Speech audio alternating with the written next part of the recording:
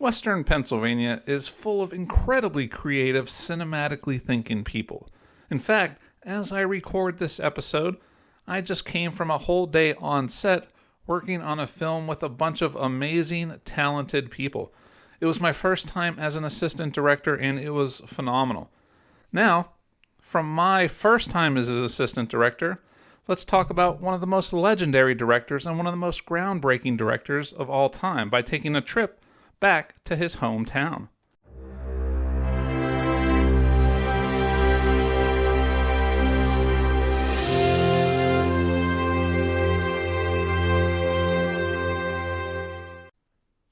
Hello everyone, and welcome back to Connellsville, Pennsylvania for an incredibly entertaining return to the Edwin S. Porter Theater for the Porter Film Fest. Last year we attended the namesake Edwin S. Porter Film Fest in Connellsville, Pennsylvania, and both loved and adored our experience there. As we drove home, I mentally began the countdown to the next iteration. But before we recount the second amazing showing, let's talk about the usual Golden Silent Films podcast and its social media outlets. As usual, head on over to Golden Silence Cast on Instagram and at Golden Silence Cast on Bluesky for all the up-to-date info on this little show. And for all of you folks on X or Twitter, just follow at Golden Silence 1 or just search for Golden Silence Cast and we should pop up. All of those screen names and sites will be in the episode description in case you are interested in joining our never-ending film festival of a podcast. At these social spaces, you'll get behind-the-scenes pics and info, upcoming episode reveals, and other fun film-related materials. And, as always, great photos of our I Can Only Assume Film Fest-loving podcasts, Gizmo and Soda. Also, if you're listening to this program on Spotify or Apple Podcasts, leave a review, a rating, or both. All of our time here now, 6 years coming up, we're only up to 19 reviews on iTunes. We would love to see that number keep growing, and you awesome silent film fans out there can make it happen. All of those ratings and reviews help so much. So, live your best review leaving life and help our show grow a little bit and reach fellow silent film fans all over the world. Hopefully those reviews will give us more exposure in the world of podcasts, and at the same time, let us know how we can improve the show. As always, we're grateful for any and all feedback and always want to bring you the best show possible on this side of the silver screen. And do subscribe to the Golden Silent Films podcast. While our output can be slightly irregular, if you're subscribed, you'll never miss an episode, and the moment new content drops, it will go straight to your listening device of choice. We are nearing the end of our 5th season here and don't want you to miss a second of this home stretch, all building to a massive season finale event. Now that we've covered the audio side of things, let's take a quick moment to remind all of you fine folks out there of our presence on the video streaming platform YouTube. We have started posting YouTube-exclusive content, as well as current and past episodes for your streaming pleasure. Whether these past gems are new to you or you want to relive past movie discussions, just search for Golden Silent Films Podcast and we will also pop right up. We have set a goal of 100 subscribers by December 31st on YouTube, so please do us a solid and click on over and like and subscribe. We hear it's what all the cool YouTubers are asking for, and if I remember correctly, also hit that notification bell. That's all about the engagement and the algorithms with this channel. So give us a little positive reinforcement and give our fledgling channel a once-over. Thank you all so very much for supporting us on all of our various platforms. Here in Western Pennsylvania, September is a wild time to be a film fanatic. There is just so much to see and experience. There are film festivals, screenings, and cinematic holidays galore. From local to international, there is a film experience for everyone. That is why this is the best time of year. For us here at the podcast home office, this month plus of screenings and festivals kicks off with a bang. In fact, the Edwin S. Porter Film Festival is one of the best in the business and should be a destination event for any cinephile or fan of silent film. It really takes you back in time and makes you, even if just for a few hours, feel like you are enveloped in the magic of silent film. The catalyst of this event is Frank Jacobianski, a proud Connellsvillian who also saw the legacy of Edwin S. Porter as one that should be advertised and talked about so much more than it is. And he has done amazing work in bringing this event to life for a second year in a row. Even cooler is that the whole town of Connellsville comes together to make this festival run so smoothly. If you want to learn more about the Porter Film Fest and follow it for all the news, dates, and films and future iterations, just search for Edwin S. Porter Film Fest on Facebook. It'll give you all the info you need and hopefully lead you to Connellsville in 2026. And we'll also have more info in the episode description. This event took place on September 13th, 2025 from inside the Edwin S. Porter Theater. This was an especially fun one to attend because we actually dressed up for the fun. And by dressed up, I mean we dipped into the 1920s closet here at the home office. We pulled out all the fancy gear from yesteryear and attended the festival in style. It was so much fun and really put you in the headspace of the event. All of the great decor and accessories displayed throughout the theater also really pulled you into the magical world of the silent film. It was so cool seeing all the other folks who took the opportunity to get into character.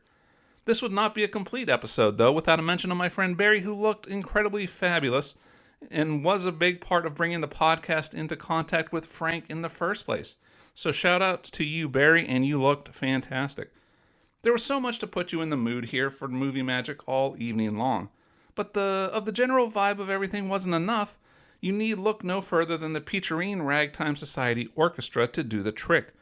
If you're unfamiliar, the Peacherine Ragtime Society Orchestra is the leading professional ragtime orchestra in the United States. Under the direction of virtuoso Andrew Green, the PRSO recreates the syncopated stylings of a bygone era, ragtime, theater, and dance music, along with underscoring classic silent films using an immense archive of over 15,000 original orchestral scores.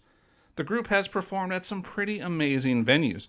They have taken their talents to the Kennedy Center, the Library of Congress, the American Film Institute, in addition to historic theaters, major performing arts centers, universities, and so much more all across the United States. Now that's some pretty good resume fodder, and it was, again, an amazing experience seeing them at the Porter Film Fest. In our previous podcast expedition to Connellsville, we took a breezy trip through the life of Edwin S. Porter and the city itself. A sort of, one-size-fits-all breakdown of the history of the main protagonists of this story. This time, I wanted to do something a little different. I wanted to bring an interesting aspect to the story of the 2025 edition of the Edwin S. Porter Film Festival. That, however, was easier said than done. I was really struggling to come up with a cool, interesting, new avenue, I guess you could say, to look at the movie-making legend. Something to really tie his life into this year's incredible event. I was at a creative dead end. Leaving the house for the event, I still had nothing. The drive from Pittsburgh to Connellsville, while beautiful, as always, still provided me with no inspiration. I was enjoying the event on the outside, but inside all I could think about was my creative block. How can I tie this all together? How can I present the life of Porter with a fresh angle that fit the festival like a glove? There had to be a way to do it. So, at my wit's end, I basically threw up my hands and resigned myself to the non-creative fate ahead of me. I didn't want to let my anxiety ruin an amazing night of movie action, so I sat back, pushed my anxiety aside, and trust me, there's always a lot of anxiety, pushed it aside and let the evening wash over me. Maybe the magic of silent film would prove to be the answer to all of my questions. So let's fast forward a bit and tell you a tale of inspiration striking when you least expect it. As the crowd laughed hysterically at Buster Keaton's shenanigans in Sherlock Jr., something started to rattle around my brain. Seeing Keaton man the projection booth in the film triggered a memory of something I once read about Edwin S. Porter. Much like Keaton's character in Sherlock Jr., Porter spent many a night running the projector at movie houses all over the world. The Connellsville native, in case you forgot from our earlier Porter Film Festival action, began his career in cinema in June of 1896 as a motion picture operator, or more colloquially, a projectionist. June of 1896, would be a pivotal time to get into the business, as it was only 2 months after the successful premiere of Edison's Vitascope. Now let's pause for a moment and talk about that early cinematic innovation and its big debut. According to the Library of Congress, the Vitascope's first theatrical exhibition was on April 23rd, 1896 at Coster and Biles Music Hall in New York City. Other competitors soon displayed their own projection systems in American theaters, including the re-engineered Idoloscope, which copied Vitascope innovations, the Lumiere Cinematograph, which had already debuted in Europe in 1895, Burt Aker's Canopticon, and the Biograph, which was marketed by the American Mutoscope Company. The Vitascope, along with many of its competing projectors, became a popular attraction in variety and vaudeville theaters in major cities across the United States. Motion pictures soon became starring attractions on the vaudeville bill. Exhibitors could choose the films they wanted from the Edison inventory and sequence them in whatever order they wish. Now, the Edison Company developed its own projector, known as the projectoscope or projecting kinetoscope, in November of 1896 and abandoned marketing the Vitascope. That big moment led to the proliferation of movies being shown all across the states, with some wheeling and dealing being done for rights to show films. Porter himself would later explain, "I worked for a man by the name of J.R. Balsley and R.S. Payne, who bought the state rights of the Vitascope from Raff and Gammon for California and Indiana, and afterwards ran the projectoscope for Daniels and Dow of Hamilton, Ontario. Also gave several exhibitions with the Vitascope for Raff and Gammon." Getting back to the projection side of things, film historian Charles Musser writes that Porter, with his background as an electrician and telegraph operator, would become a projectionist and enter the industry at this point is not surprising. The Vitascope, unlike traditional magic lanterns or Lumiere projectors, was run on electricity, often creating problems like the one that marred the first exhibition of the Vitascope in Worcester, Massachusetts.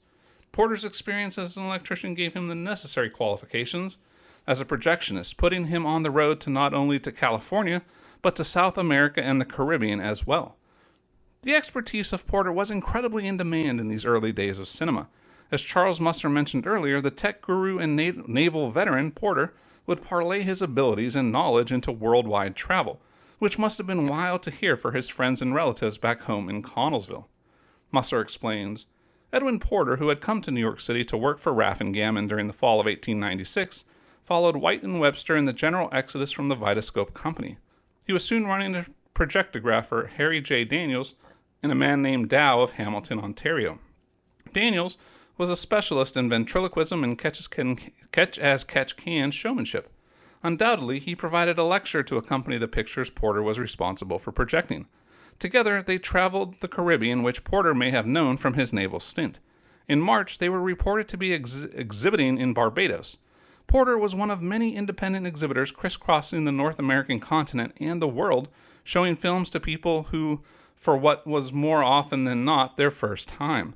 Far from Edison's New Jersey base, the show was sometimes promoted by introducing Porter as Thomas Edison Jr. That time behind the projector would only encourage the curiosity of the mechanically minded Porter. As you've heard in our previous Porter Film Fest episode, Porter was always building and fabricating and pushing the limits of electricity. According to Musser, Porter was working as a designer and a machinist while also working as a projectionist. A return to the States would be next for Porter. The film pioneer recalled, "I returned to New York in 1898 and went to work at the Eden Musée, and I operated a projecting machine there until 1900. While there, I built projecting machines and also built cameras of my own design. I built the cameras, the printing machines, and the projecting machines for the Palmer McGovern prize fight." While there is a fair amount of documentation as to Porter's time behind the projector, I cannot confirm or deny if Porter had any flights of fancy or elaborate dream sequences during his showings of the projectoscope. I like to think he may have fallen asleep and gone on a grand dream adventure, but he seems like a fairly straightforward guy committed to the successful showing of movies. No silliness allowed. Now, Porter's work with the Vitascope and its ilk really made him the legend that he is today, and it was his time as a projectionist that really furthered his understanding of film techniques and the potential of film exhibitions. Once his filmmaking career was winding down, he never really left the idea of a projector and its possibilities behind. He would go on to create the Bead-Nell projector, later securing patents for other projection devices as well. After his time with Edison and Co., Porter became president of the Precision Machine Company, which manufactured the Simplex projector. This whole epilogue is to say that Porter took a lot from his time as a projectionist, and it remained a big part of his cinematic legacy of innovation. But this special night of silent films is filled to the brim with silliness and movie projection. Now, the Peacherine Ragtime Society opened the evening with Sailing Down the Chesapeake Bay, a 1913 piece of music by Gene Haves and George Botsford. These days, movie ideas come from comic books and novels. Heck, even YouTube shows have spawned films. But the early 1900s would see a far stranger inspiration for movies. Film was an incredibly new medium at the time, so any and all forms of content were open for adaptation. The late 1800s to early 1900s would see the rise in popularity of postcards, and more specifically, humorous postcards. George and Dorothy Miller, in their book Picture Postcards in the United States, 1893 to 1918, would write, "In a lighter vein, many publishers issued sets of topical comics intended for use as general greetings or to appeal to card enthusiasts with a sense of humor. The comics ran the gamut from the silly to the sophisticated, from the most inferior in terms of printing to some of the best. That all leads us to the postcard series that Edwin S. Porter would bring to life in 1905 with the short film The Whole Damn Family and the Damn Dog. A look at a conventionally unconventional family living their best life at the turn of the century, all the while getting into shenanigans with the damn dog. Before we dip into the once famous family, let's look at their origins via the always damn good website, Movies Silently. We read, multiple versions of the damn family cards exist. Extant examples sometimes displayed just the family with names and characters, but some also featured specialty printing to include the name of the place where the card was purchased. The Whole Damn Family are at Rehoboth, Delaware, as one example reads, Horn's Pavilion being a popular attraction that would invite souvenir shopping. The family also adopted characteristics with the young daughters in extravagant hats, a son or brother-in-law often named Jimmy Dam in the mix, and of course the damn dog. By 1906, the cards had taken a dark turn with the damn family damn dead. Spoiler alert, there will be no dark turns or death in this short. There will, however, be some really cool things going on in this picture technique-wise. Edwin S. Porter was a visionary and a revolutionary when it came to the visual language of film. In an article entitled Film Style and Technology, Barry Salt writes, the most important development in trick effects during this period was the introduction of single-frame filming. It appears that the first stage in this development was the object animation carried in Porter's How Jones Lost His Role and The Whole Damn Family and the Damn Dog of 1905. In these two films, cutout letters are made to move about to form words by shifting them a small amount between each single-frame exposure, so introducing at one stroke what was to be standard filmic animation technique. For this purpose, a camera with specially adapted gearing was needed, so that one turn of the crank handle exposed only one frame of film, rather than the 8 frames per turn that was now standard. This picture would also be a bit revolutionary when it comes to the type of humor employed. This early era of the film industry would be quite the transitional phase as film switched from the micro shorts and actualities to more story-driven narratives. It is this infancy that the Whole Damn Family and the Damn Dog would find itself. Movies Silently explains, Porter's combination of quick sight gags and a skit at the end makes The Whole Damn Family a bit of a transitional film, combining the sort of snappy one-shot gags from the earliest days of film with a short domestic skit that would become the future of film comedy, complete with slapstick. Still, the main areas of modern interest for this film are historical. The production of this film would be quite the event, so much so that the Edison Company brought the full media blitz to tout the quality of what he had in store for audiences. Charles Musser, in his book Before the Nickelodeon, Edwin S. Porter and the Edison Manufacturing Company would relate, Edison Advertising announced that the Whole Damn Family and the Damn Dog continued a popular fad which has been widely advertised by lithographs and souvenir mailing cards and has recently been made the subject of a sketch in a New York vaudeville theater. Production records indicate that this film was shot in late May 1905, a month before the theatrical production had its debut at the Ariel Gardens in New York. The Edison film was not indebted to the theatrical production for its conception. Publicity merely referred to it as a general indication of the subject's timelessness and popularity. The Whole Damn Family and the Damn Dog was released on May 31st, 1905, and came in with a runtime of roughly 5 minutes. We've talked a lot about the backstory of the short, but it is time to sit at the dinner table and really experience the full course of silent familial shenanigans. The jokes in this film don't even wait for the main action. The silliness begins during the pre-film roll call of the Whole Damn Family. These intros are presented with medium close-up shots with a name card labeling each character. Then each member of the family is presented in a medium close-up with a name card labeling the character. While we don't get official words or intertitles describing these folks, the visuals tell us all we need to know about the Damn family. Mr. I.B. Dam, a round-faced fellow wearing a suit and bow tie who seems to have allergies or something because he is sneezing like a madman. Herself, the wife and middle-aged mother who talks incessantly. Miss U.B. Dam, a young woman whose hair is fixed up into a large bun. She spends her valuable intro time smiling and preening. There's Jimmy Dam, a slick young man with a hat and turned-up nose. He lights a match on his collar and then smokes a cigarette, blowing smoke out one side of his mouth and then through his nostrils. Annie Dam seems to be a shy young woman who stares into the camera, but her visuals are overshadowed by a ridiculously large white hat. Lizzie Dam, a grinning young child who chews gum as only a child can do, happily pulling it out of her mouth in a string and then chewing it again. And then there's Baby Dam, a screaming, crying child with slicked down hair. A jumble of cutout letters is animated to unscramble themselves and resolve into the title, The Whole Damn Family.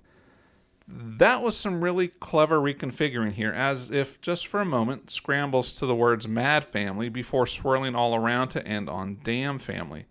This is followed by a family portrait-style shot of the Dams.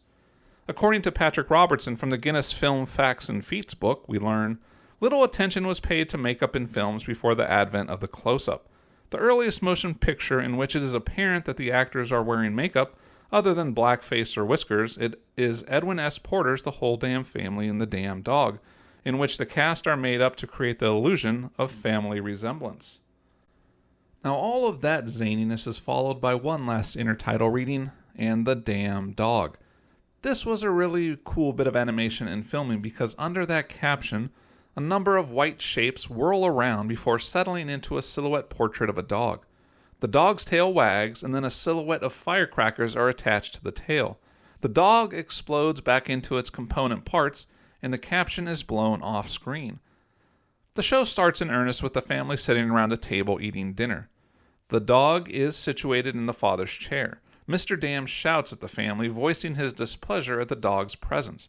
He grabs the chair and dumps the dog onto the floor, but the dog grabs hold of a chair leg and with his teeth rips the chair out of Mr. Dam's hands.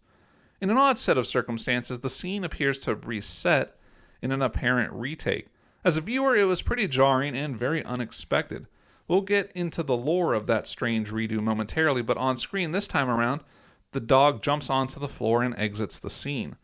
The father of the Dam family makes his way back to the dinner table. Seeing that Jimmy is smoking at the table, the father jumps up and shouts at him to put the cigarette out. Jimmy pinches the cigarette to extinguish it and reaches to place it on the mantelpiece, but Mr. Dam shouts again and Jimmy theatrically throws the cigarette on the floor. The Dam father sits down again, this time knocking a plate onto the floor, which has to be retrieved. Mr. Dam sits down and starts to serve dinner to the family. It would appear soup is on the menu in this instance. As the patriarch continues serving soup, the family eagerly gulps it down in a rather uncouth way. Then the dog rushes back into the room, grabs the tablecloth, and pulls it off the table, dumping the whole damn dinner on the floor. The family stands up, reacting to the chaos as the film concludes. Now, about that damn dinner and its weird reset situation. The movie silently explains, there are two starts to the dinner scene, one with the father shooing the dog away, and the dog stealing the whole chair. The scene resets to a much longer version, concluding with the tablecloth business. It has been speculated that the first shorter version was an outtake, but the dog's behavior with the chair looks like it's a deliberate training and not a mistake. That awesome article wraps up the damn film experience thusly, writing, this film was preserved as a paper print for copyright purposes, so I think perhaps the shorter dinner scene was not an outtake, but a way to give the film a shorter runtime and a cheaper price. As an alternate version, the film was sliced up and made available for sale by character, but I did not see mention of a shorter dinner scene being released, so it may not have come to fruition. This was a very fun but short film experience. It showed a lot of really cool techniques that were most definitely cutting edge for the time. The opening bit of animation was especially cool to see. The dog being made out of various pieces and shapes and how they all came together was really fascinating to see. And it was quite the surprise to see animation like this being used so long ago. And it wasn't really rudimentary at all. It was really great and still holds up today, and the gag with the firecrackers was hilarious to see. In keeping up with the innovations of Edwin S. Porter, the close-up intros to every character in the short were really cool to see as well. Between his camera work and the performances of the actors, really put over the characters without a word needing to be said. This has to be one of the earliest examples of show it, don't say it. As a viewer, you really knew these odd folks with just a few seconds of screen time close-ups. That is further bolstered by Jimmy Dam. His few but precious moments on screen cracked me up, and the actor portraying him really did some fantastic character work. I would assume his nose, makeup / prosthetic really helped in bringing the character to life on screen. As a whole, this short really was a movie teetering on the edge of two different cinematic eras and worlds. The whole damn family splits the difference between the older get in, get out gags of early cinema and the more narrative structure that was becoming increasingly popular, writes Movie Silently. It's important as a hit film of the era, Edison's biggest, selling 136 copies between 1905 and 1906, succeeded by Dream of a Rarebit Fiend as their bestseller, but how it plays to a modern viewer very much depends on that viewer's taste for vintage gags. I would say my interest is more historical, but with a runtime of just a few minutes, it's worth seeing. I can echo that sentiment wholeheartedly. This is definitely worth 5 minutes of your movie viewing time, and for some of the innovative tricks and historical relevance it brings to the table.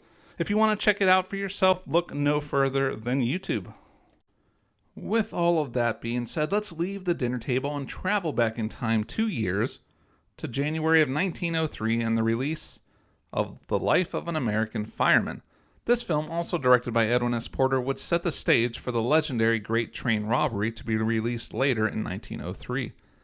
The public relations of Fireman were on point. In this early world of the cinematic, hyperbole was par for the course.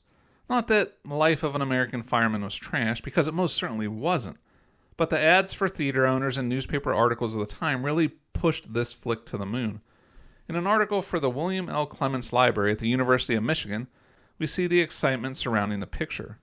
The article reads, "A film catalog of the time described the film to prospective exhibitors in superlative terms as the strongest motion picture attraction ever attempted, showing every movement of the brave firemen and their perfectly trained horses, from the moment the men leap from their beds in response to an alarm until the fire is extinguished and a woman and child are rescued after many fierce battles with flame and smoke." To say Edwin S. Porter was involved in the making of this film is a bit of an understatement. As you know, it was directed by Porter with some assistance potentially from a James H. White and or George S. Fleming. In addition to directorial duties, the film scenario was written by Porter, with the cinematography also being done by the Connellsville native. Let's rush into the figurative burning building of silent movie discussion and take a look at the life of an American fireman. The film opens with the fire chief having a vision of a woman and her child trapped in a burning house. That nightmarish vision leads into the alarm ringing at the firehouse, where we are treated to 3 shots of the ensuing action. It starts in the firemen's sleeping quarters as the men waking up to the alarm. Next, we see them getting suited up and sliding down the fire pole to the ground floor. They arrive on the ground floor before climbing onto the fire engines. That all leads to the fire engines leaving the firehouse. And when I say the engines are leaving the firehouse, I mean it. It seemed to be a never-ending procession of mobilized firefighters, over and over and over. It really was a prolonged action shot of the cavalcade of engines. The firefighter's vision comes to fiery fruition when that fire alarm sounded off, prompting the chief and his crew to race to the scene with their horse-drawn equipment. The firefighters arrive and enter the building. This all sets the scene for a dramatic rescue to come. We see 2 diagonal shots of fire engines hurrying through the streets. The camera pans at the end of the second shot and follows the last fire engine as they pull up to the burning house with the firemen in action. The film concludes with the woman and child being safely brought out of the building, emphasizing the success of this rescue operation. This film came along at a time when the public had a fascination with firefighters. It really rode that wave of popularity and interest as it became incredibly popular among audiences. It also served as a great advertisement or explanation of what the profession of fighting fires really entailed. Though it's not a perfect, real-life recreation, it really does convey the danger inherent in the job on a daily basis, especially in that era. Now, according to that article from the University of Michigan, we read, "The film was one of many popular culture representations exhibiting a fascination with the heroic figure of the firefighter and the modern process of extinguishing a blaze. From the mechanics of fire alarms, ladders, and hoses to the human, animal, and physical resources deployed in response to a conflagration, the material equipment of firefighting became visual attractions that anchored the story in a recognizable world." In 2016, the film was selected for preservation in the United States National Film Registry by the Library of Congress as being culturally, historically, or aesthetically significant. Speaking of legacy, let's turn back to Charles Musser for a look at the legacy of Porter and his famous firefighting film. Musser writes, "Life of an American Fireman was based on a familiar story. Its narrative elements occurred and reoccurred across many forms of popular culture. Porter was hardly the father of the story film. The film deserves our attention for its rich accumulation of cinematic techniques. Working within a genre, Porter presents the familiar material in a new and interesting way. The film, however, does not present the world with the principles of modern film editing, quite the reverse. It has a special place in film history. It is a coherent, elaborate film that uses cinematic strategies outside the repertoire of later classical cinema. The film shows us that cinema did not develop in a simple, linear direction. It presents a mode of representation that was unstable, transitory, a direction in narrative cinema that was briefly explored, gradually discarded, and then quickly forgotten. That kind of quote segues into this episode's public service announcement segment. Before we leave this topic, I have to quickly discuss a topic that is forever intertwined with this movie. Quite controversially, this film, rightly or wrongly, is labeled as the first narrative film. If you are here for a definitive answer to that question, then I'm sorry to disappoint. That question is an incredibly loaded one with an incredible wealth of fascinating avenues of discussion. It certainly deserves its own deep dive, and rest assured, it will happen someday. But today, we are here to celebrate Porter and his namesake film festival, so we'll leave it at that and simply say, to be continued. Now, in an interview with the New York Times in 1983, Musser spoke to the impact of Edwin Porter, specifically shouting out the now famous Fireman film. Musser told the paper, "Porter had a whole different way of telling stories. In the life of an American fireman, you see everything twice. Once from inside the building, and then the camera goes outside and you see the whole thing again. There was no intercutting then, no such thing as a linear timeline."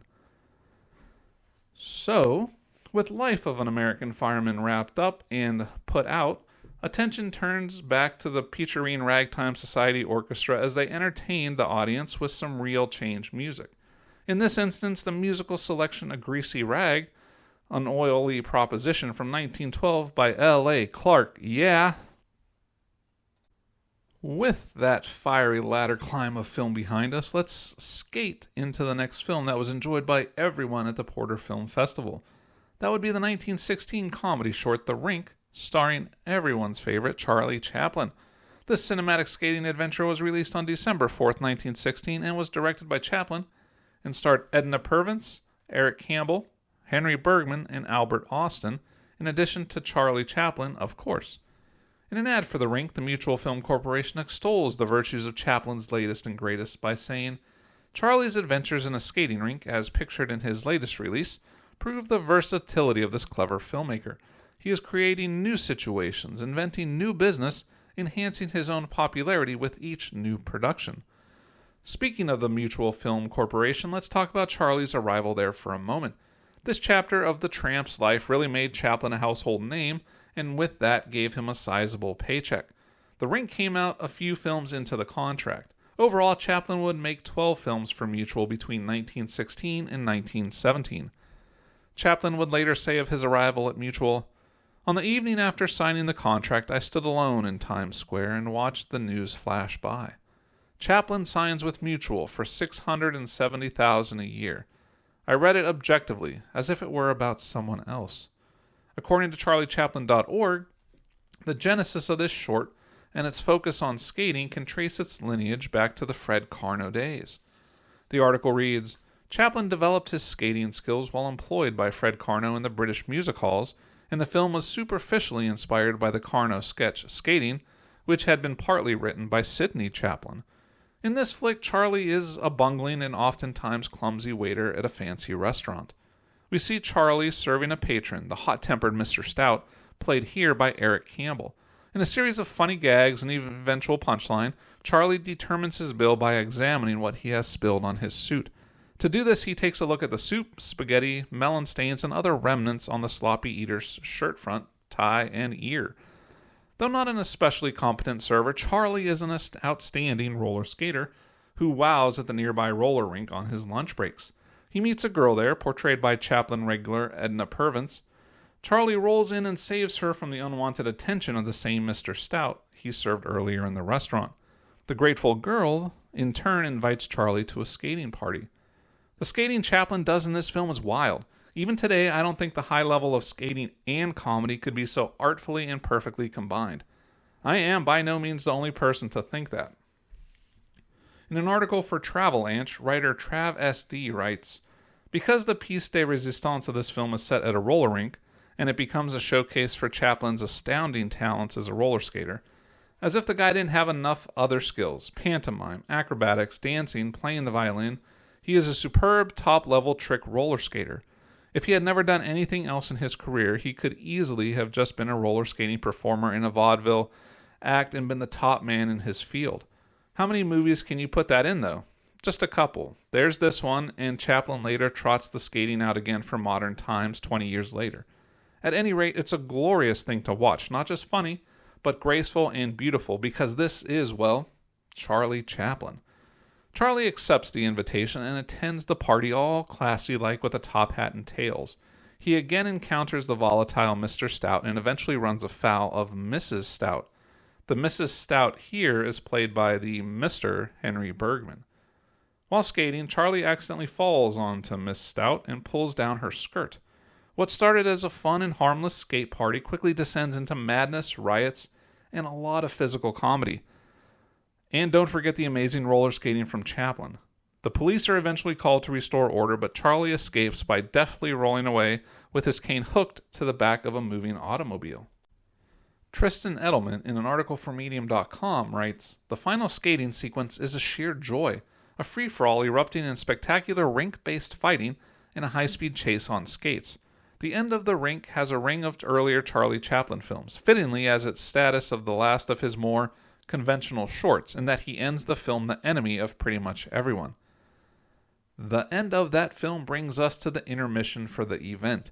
To this point, it's been a night of high-octane action and hilarity, so we as attendees and you as fine listeners could use a bit of a break in the action.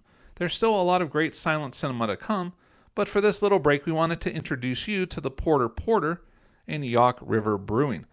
As a beer drinker, one of my highlights of the first Porter Film Fest experience was drinking the Edwin S. Porter for the first time.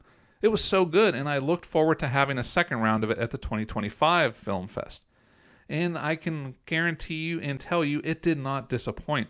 I was lucky enough to get to talk to Jacqueline and Matt from Yawk River Brewing and thought we could spend this intermission learning more about what they do. I was really curious as to how they started the business and what really inspired them. Jacqueline told me, Matt and I started Yawk River Brewing to bring something new and fun to Connellsville. Many of the surrounding areas have local breweries, wineries, and distilleries, and we wanted to see that in our hometown.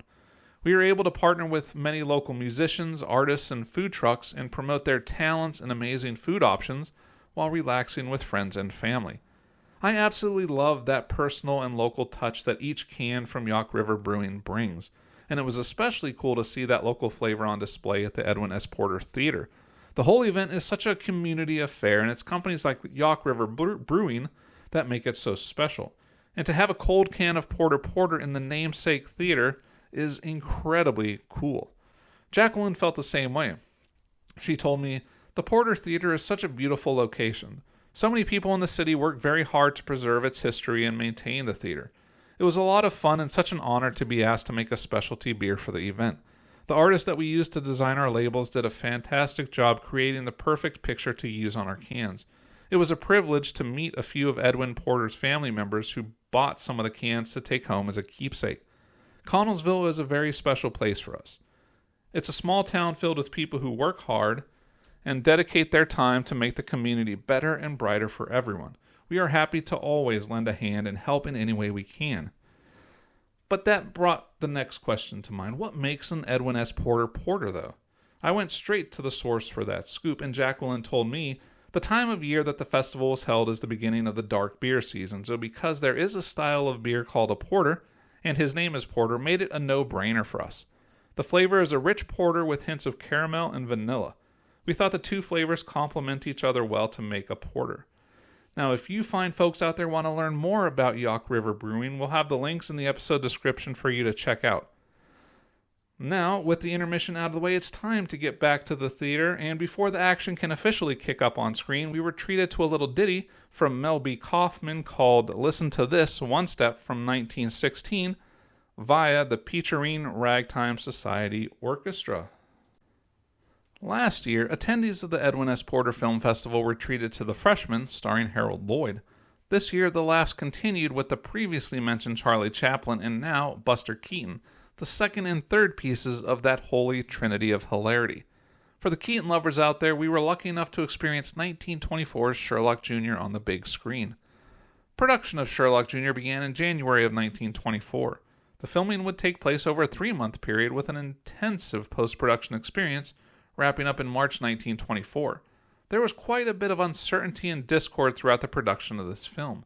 Its original title was The Misfit, before eventually becoming the film we know today. Another interesting fact coming from the production of this flick focuses on the director. In case you were unaware, Roscoe Arbuckle was originally tapped to direct. This was after his scandalous court trials, and Keaton wanted to get his friend's career back on track. However, the good vibes would not last very long. According to Jeffrey Vance in an article for the Library of Congress, we read, Keaton originally hired his friend Roscoe Arbuckle, the rotund baby-faced comedian known as Fatty Arbuckle, by movie audiences to direct the film. Arbuckle had given Keaton his start in films, and now the student wanted to return the favor to his movie mentor after the Virginia Rape scandal, and had made Arbuckle unemployable in front of the camera. However, Arbuckle's comedy judgment was impaired by the personal cost of the scandal, and his disposition had altered to someone easily irritable and impatient. Keaton had to dismiss him and assume directing the film entirely himself. To add to the troubles facing the film's production, when the preview audiences first saw the film, it was not particularly well received. That led Keaton to recut the entire film. However, the second preview went worse than the first. It would take a third preview, plus Keaton doing some additional final cutting before it finally got released. Let's trade the off-screen shenanigans now for the on-screen shenanigans as we dive into the story proper. Buster Keaton stars as the projectionist who moonlights as an amateur detective. When the cinema is empty, he reads the book How to Be a Detective. He is in love with the girl, played here by Catherine Maguire. Keaton's romantic rival is the local sheik, portrayed by Ward Kane. Neither fella, spoiler alert, has much money. One of the best gags in the film comes early on when Keaton finds a dollar bill in the garbage while sweeping up the lobby floor. He takes it and adds it to the $2 he already has. A woman comes by and says that she just lost $1. He gives it back just as another old lady also complains that she has lost $1. Being the pushover he is, Keaton gives that bill up, leaving himself with $1. Soon after, a man comes by and searches the garbage can and finds a wallet full of money. Now, the poor projectionist is forced to buy a $1 box of chocolates and changes the price to $4 before giving it to the woman he loves at her house. He later gives her a ring. Soon, though, the sheik comes into the house and steals the pocket watch of the girl's father and pawns it for $4. With that money, he buys a $3 box of chocolates for the girl. When the father notices that his watch is missing, the sheik slips the pawn ticket into the projectionist's pocket unnoticed. Keaton's projectionist offers to solve the crime, but when the pawn ticket is found in his pocket, he is expelled from the house. When the sheik exits the house, the projectionist shadows his every movement. The sheik manages to lose him by shutting him in a train car. Later, the girl takes the pawn ticket to the pawnbroker and asks him to describe who pawned it. He points to the sheik, who happens to be standing outside. While showing a film, advertised here in the lobby as Hearts and Pearls, about the theft of a pearl necklace, the projectionist falls asleep and dreams that he enters the movie as a detective, Sherlock Jr. The other actors are swapped by the projectionist's acquaintances, with the thieving sheik taking the role of the villain. The dream begins with the theft being committed by the villain with the aid of his butler. The girl's father calls for the world's greatest detective, and Sherlock Jr. appears. This film, in addition to all of its comedic merits, brought so much on the visual side of things as well. One of the most fantastical bits of movie magic came inside the cinema with what appears to be a magical screen. Eleanor Keaton and Jeffrey Vance, in their book, Buster Keaton Remembered, take us inside that incredible moment. They write, "The picture on the screen within a screen was a theater set lit in such a way as to look like a film being projected. The changing of the scenes on the screen within the screen was achieved by making everyone freeze while the set was altered. Elgin Leslie had to film screen and theater separately for exterior shots using surveyor's instruments." Back into film action and fearing they will be caught, the villain and the butler attempt to kill Sherlock Jr., through several traps, poison, and an elaborate pool game with an exploding 13 ball. All of those traps and murderous plans were all for naught, as the on-screen Buster survived it all. But it was a stunt gone wrong during filming that almost took out real-life Buster once and for all. Throughout his career, Buster was well known for his dangerous stunts.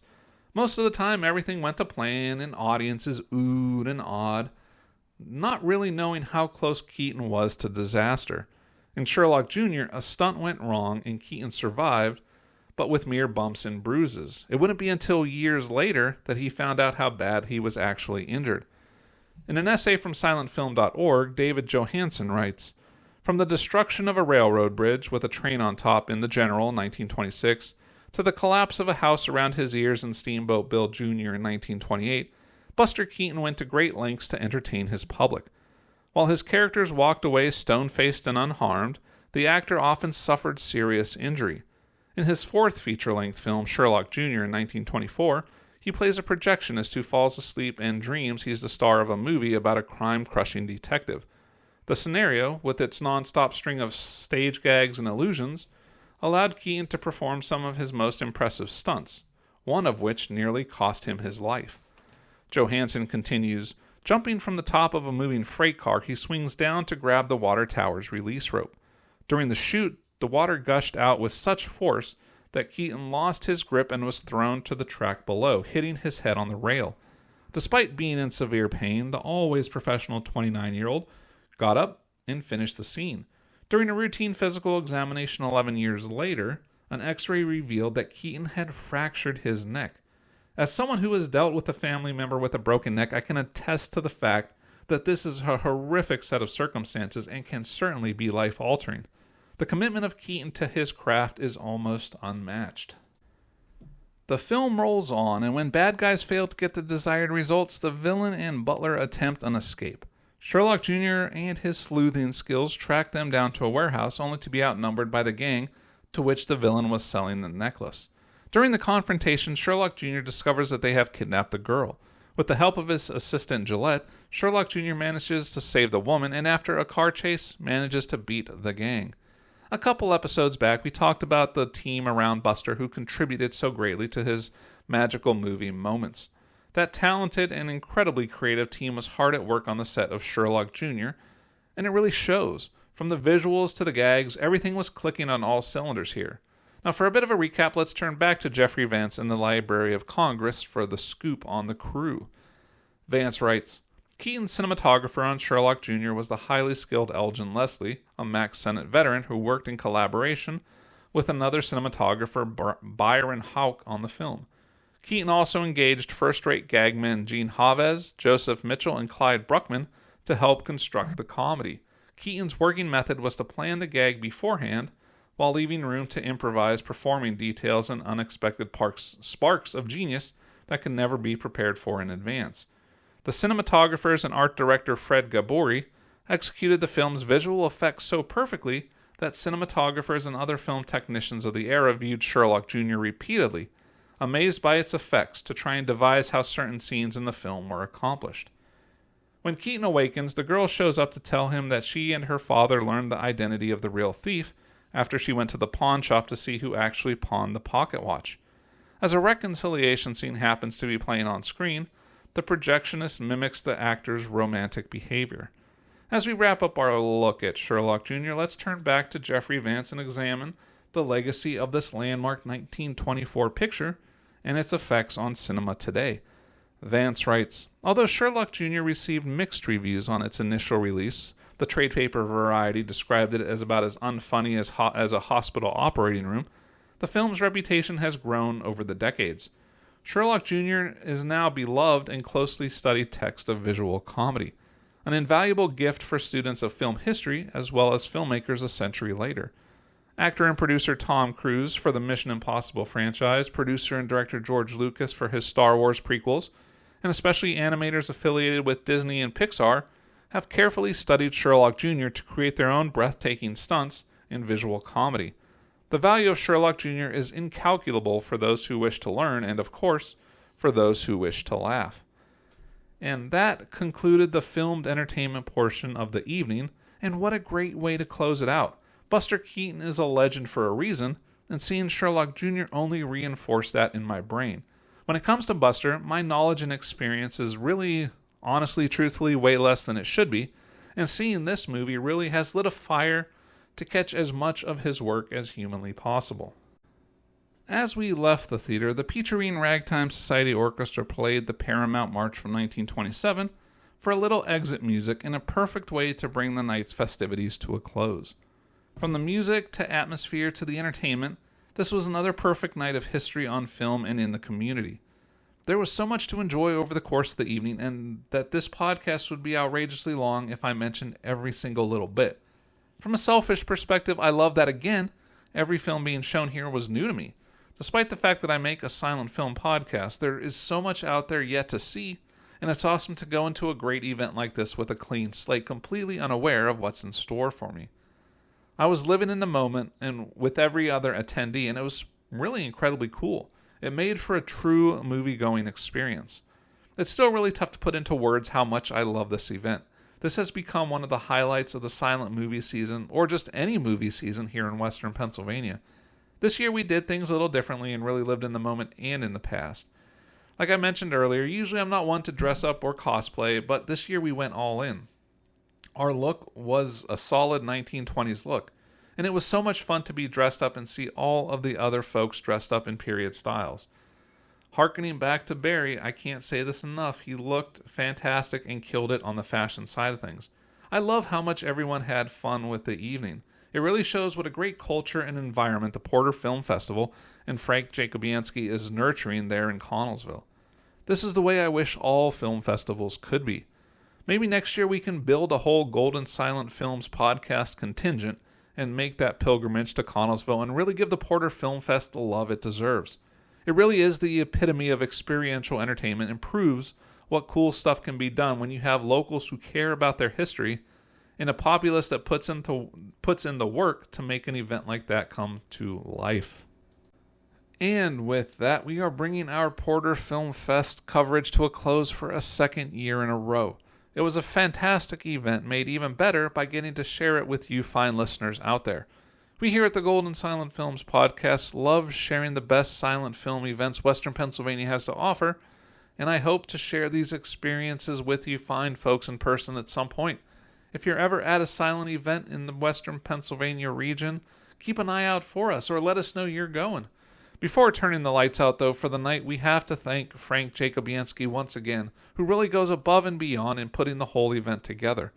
It's only been in existence for a couple of years, though, but it's already moved to the top of one of our favorite events of the year. It really is so incredibly fun and does so much to keep the spirit of silent film alive, and to keep the history of Connellsville alive, too, for that matter.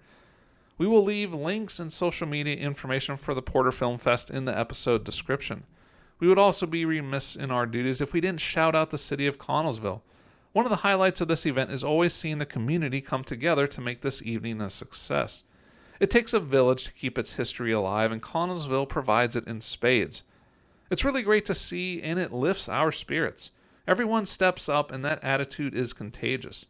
We also have to thank Jacqueline and Matt from Yawk River Brewing for not only making a fantastic beer, but also giving us an inside look at their company and its products.